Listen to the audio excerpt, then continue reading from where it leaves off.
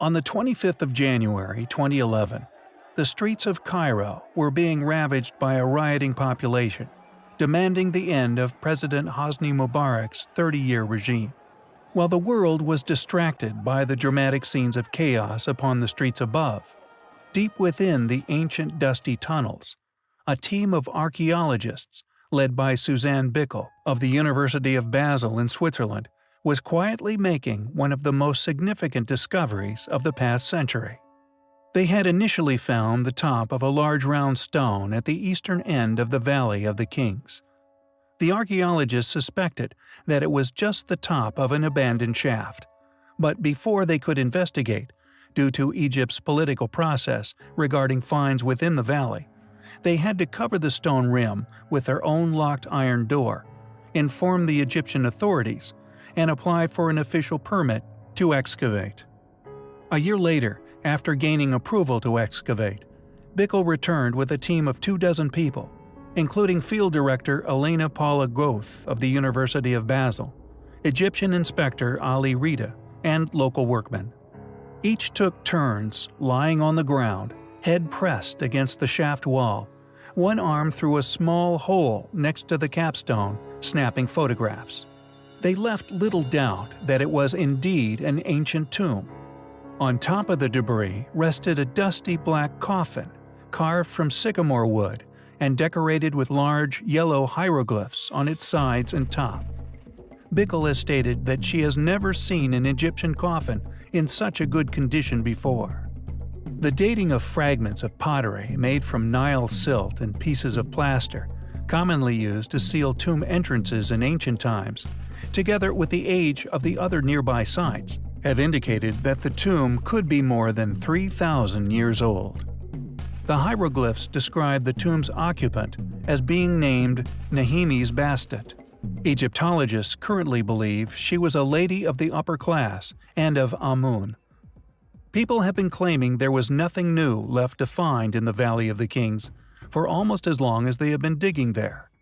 The Venetian antiquarian Giovanni Belzoni believed he had emptied the last of the valley's tombs during his 1817 expedition, while Theodore Davis, who excavated there a century later, came to a similar conclusion right before Tutankhamun's burial chamber was found.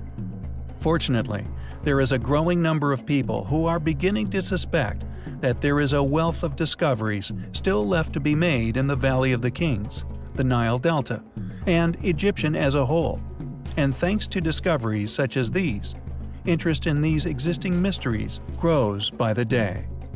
It is interesting to see that in this period, even a wealthy girl was buried with quite simple things, Bickel says, comparing Nehemes Bastet's coffin and stele with the elaborate pottery, furniture, and food found in earlier tombs. Her wooden coffin was certainly quite expensive, she says, but nonetheless, it lacked the elaborate inner coffins found in similar burials. Is this the burial chamber of an extremely ancient queen? After reinforcing the coffin and securing the mummy, Bickel's team have transported across the Nile to Luxor, where a full investigation is currently being undertaken into the true identity of the mystery female. With substantial insight into the controversial finds within ancient Egypt, we personally suspect that often the tombs, which appear the most crudely designed, containing wooden sarcophagus, are generally found to be the most ancient. Furthermore, their hieroglyphic writings were often far more exquisite in nature. Could this be the discovery of an original burial, and the crude hieroglyphic claim of the occupant's identity a fake, hiding the Delta's true antiquity? A secret many fringe scientists have begun to believe is being protected by Egyptian antiquities. Many have come to suspect the Egyptians merely copied the original builders of the pyramids, after taking occupation of their structures many years later. Supportive evidence for these claims comes in many forms: erosion upon the pyramids, and especially the Sphinx, including over 100 underground chambers we are currently researching, discovered under Giza in 1995 by a team led by Kent Weeks, which also show strong evidence of several flash flooding events involving seawater throughout their long existence. the lack of any written detail pertaining to the construction of either monument in any hieroglyphs found in ancient Egypt, and so on. We find it incredibly intriguing that more was not made public regarding this amazing find, which leads us to suspect it may be a highly important, albeit highly controversial discovery. We will continue to do research on Nahem's Bastet, and will endeavor to keep you all informed regarding any notable findings. Kulab, a site that I have previously covered and also personally exposed the true scale of. Seemingly, or more than likely deliberately overlooked by academia, Kulab not only possesses an enormous ancient wall which surrounds the entrance to the site, which according to academia was seemingly placed upon the plateau of a naturally formed hill. However, after personally investigating this site myself, I found that not only had the wall constructed took unimaginable effort to build, but that the site beyond this impenetrable fortress had in fact been backfilled with earth, artificially creating the plateau that geologists, academics, and archaeologists alike long ignored and merely assumed was selected due to natural features, were in fact artificially created. However, it is clear for all to see that not only was the plateau painstakingly created to backfill to this fortress's wall, but the ingenious entrances were also the work of a people of tremendous intellect. Many of the passageways into the site allow many to enter the passages. However, as the invaders made their way along these elevations to penetrate the fortress itself, not only were they wide open to arrow fire from above from both sides, but also by design, the passageways slowly narrowed to a point where only one person at a time could actually enter the site. However, the purpose of this video is not the astonishing architectural features of the site itself, but possibly an exposure of the true creators of the site, a group of people with characteristics which may come as a shock to some and been long predicted by others. Found deep within a cave system within the site, a burial chamber at the depth of 800 meters, a burial chamber created at this location for the sole purpose of preserving these individuals' remains for as long as possible, and also to avoid the ravages tomb raiders that have been experienced over the eons by many of the other burial sites by many different cultures. There are many wooden idols that have seemingly been treated with lost technologies and have survived the climate astonishingly well. Yet, this set of mummies could expose once and for all who were responsible for this astonishing sight, and indeed its miraculous characteristics. Thankfully, although much of the ancient tombs had been ravaged by robbers over the years, this absence of mummies didn't deter archaeologist Warren Church, who's worked for 19 years to save lost Pachutos and learn its secrets, seemingly successfully unraveling its innermost protected secrets, and possibly coming face to face with its original builders. They were known as the Chachapoya, or the Cloud People by the Incas, who by this stage had re-inhabited the ancient pre-Incan ruins which dot Peru, and due to the ingenious nature of the fortress, the tremendous efforts that went into building it, and the seemingly impenetrable nature of its design, the Cloud People seemingly survived all the way up until the Spanish invasion, only succumbing to the introduction of smallpox, which the Spanish seemingly brought with them. An intriguing characteristic of these enigmatic people is the fact that they left no written language, yet adorned their site with countless stone carvings of orchids, butterflies, and jaguars. According to Warren Church, for more than 500 years, the Chachapoya cut farm terraces and villages into these steep slopes. This burial chamber, found deep within the site, shows that not only did they display great respect for their dead, but that they were of European origin, white-skinned and blonde-haired, with Church apparently stating that the mummies are of the most beautiful past people he has ever witnessed. Were these mummies the remains of the original builders of this astonishing site? Or were they like the Incas, merely re-inhabitations, although how they got there, to these Peruvian hills and controllers of Kulab itself, remains a mystery. Yet white mummies of a seemingly European ancestry have been found throughout the globe. Does this suggest that the ruling force we so often postulate once existed? That many known as the Atlanteans shared their knowledge across the globe before catastrophe? Regardless of their ethnicity, we find such research by church highly admirable, and such discoveries highly compelling. In 1835, an unknown laborer in Kent, the UK, was doing his usual field work when he struck the soil in what could be classified as a lucky spot. Upon impacting the ground, his spade disappeared into the earth, breaking a doorway into an underworld like no other. The lad soon realized that he was standing on an entrance to hollow underground caverns that from the surface could not be seen. Word quickly spread regarding the find, and the curiosity to see what was actually down there soon began to boil over. A local schoolteacher kindly volunteers his young son Joshua to make the dangerous trip down beneath the ground to see what was actually down there. He described rooms encrusted with millions of carefully arranged shells.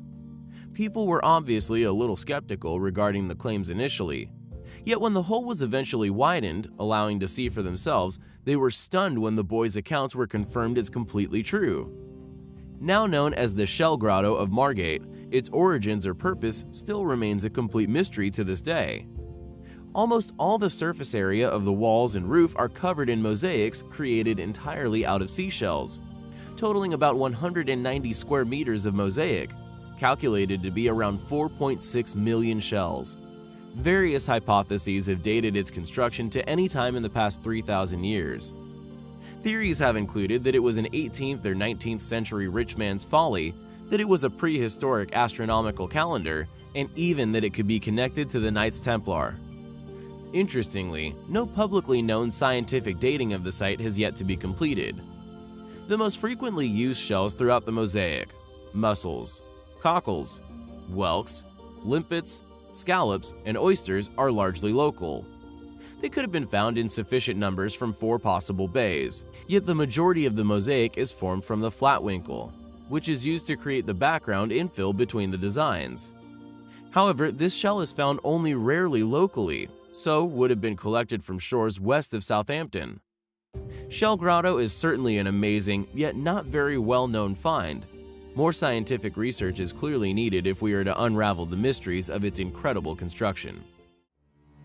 Within a place called Laos, a landlocked country in the heart of the Indo-Chinese peninsula, is probably one of the most confusing archaeological sites on Earth. We have often covered possible evidence left within countless newspaper archives, logged witness testimonies, and indeed many stolen bodies, of a type of ancient human far larger than we are today. Additionally, there have been many intriguing ancient giant artifacts which have been found at many sites around the world, tools, utensils, and structures, created in such scales they would be virtually useless in the hands of modern-sized people. And our archaeological site within Laos could perhaps be seen as one of the more compelling remnants, possibly left by this gigantic race of humans. However, what is seemingly the most perplexing mystery regarding this site is the aptly named Frogman, discovered at the center of this entire historical puzzle. Known as the Plain of Jars, it is an enormous ancient site, littered with countless giant stone jars, manufactured to such a scale they are clearly too large for any practical use by humans of today. Numbering over 400 at just one site, the original purpose for these stone jars high up in these locations, if indeed they were manufactured by our ancient ancestors, is a question which has evaded modern explanation and may remain impossible to answer. Out of the many hundreds of jars, it would seem none were ever decorated. All remained completely blank, except one single jar.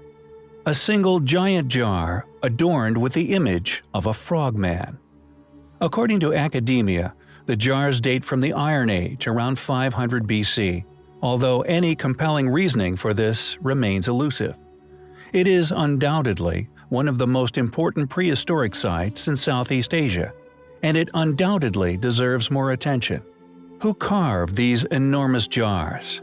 Why make them to such enormous and thus impractical sizes? Where did the stone come from? Or indeed, how were they carried to their final resting places high up on these plateaus? Were they possibly made by a race of giants?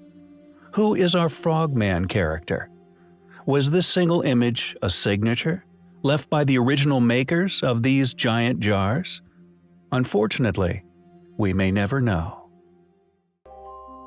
Found in Siberia, and dating back to a time said by modern science to have been that of the Denisovan species of early humans, scientists have confirmed this bracelet is 40,000 years old, making it the oldest piece of jewelry ever discovered.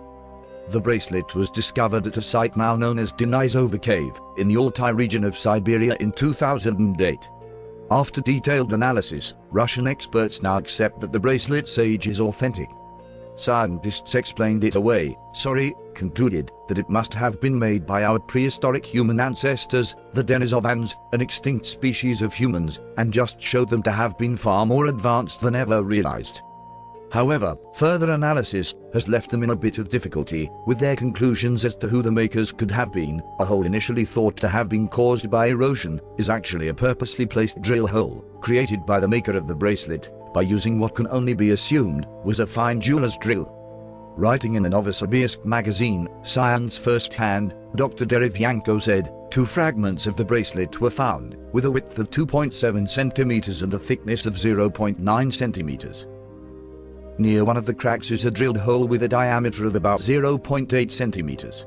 Studying the drill hole, reluctant scientists found that the speed of rotation of the drill's bit would have been rather high, fluctuations minimal, and that it was applied with an advanced implement, technology that has come in for more recent times, Dr. Derevyanko told the Siberian Times. Predictably, since this feature was discovered, the scientific community's forthcoming explanations have fallen silent. Who made this bracelet? It seems it is left to all those who do not have to protect a career within a paradigm to postulate and ponder.